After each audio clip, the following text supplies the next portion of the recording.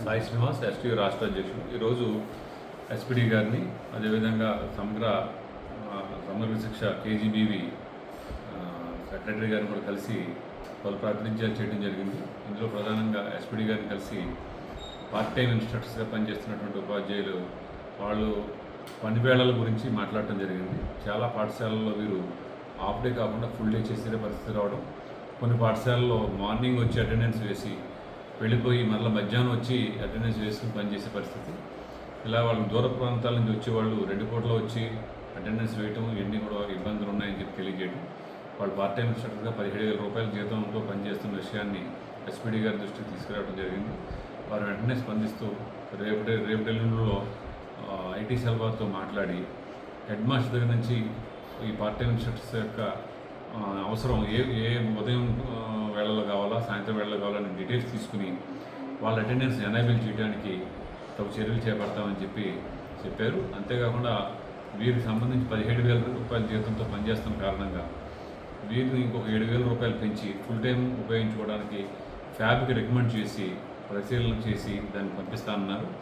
ఆ ఫ్యాబ్ కనుక వాళ్ళు యాక్సెప్ట్ చేస్తే తప్పనిసరిగా వీళ్ళు ఫుల్ టైమ్గా కన్వర్ట్ చేసి మరో 7,000 రూపాయల జీతం పెంచే ఆలోచన కూడా ఆలోచన చేస్తున్నామన్నారు. అది జరిగితే వీళ్ళకి ఫుల్ టైం ఇన్స్ట్రక్టర్స్గా మార్పు చేసుకుని పూర్తి జీతం పొందే అవకాశం ఉంటుంది.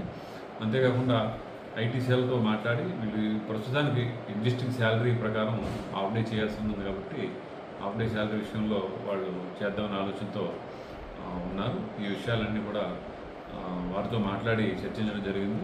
1 or 2 డేస్లో ఈ మీటింగ్ అయ్యి దాన్ని వెంటనే ఇంప్లిమెంట్ చేయాలని చెప్పేసి ఎస్టీయూగా మేము రిప్రజెంట్ చేయడం జరిగింది. అదేవిధంగా కేజీబీవీకి సంబంధించి సెక్రటరీ గారితోనూ అలాగే ఎస్పీడీ గారితో కూడా మాట్లాడాం.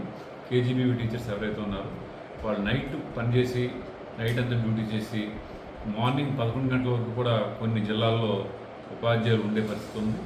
దాన్ని వెంటనే ఉదయం 9 గంటలకి మిగతా టీచర్లు వస్తారు కాబట్టి 9 గంటలకే వెళ్ళిపోయే విధంగా సర్క్యులర్ని రెడీ చేస్తున్నారు. ఈరోజు 2 రోజుల్లో ఆ ఉత్తర్వులు కూడా వెలువడతాయి. ఆ విధంగా నైట్ డ్యూటీ చేసే టీచర్లకి 9 గంటలకు వెళ్ళే విధంగా కూడా ఈరోజు ఎస్టీయూ నుంచి ప్రాతినిధ్యం చేయడం జరిగింది.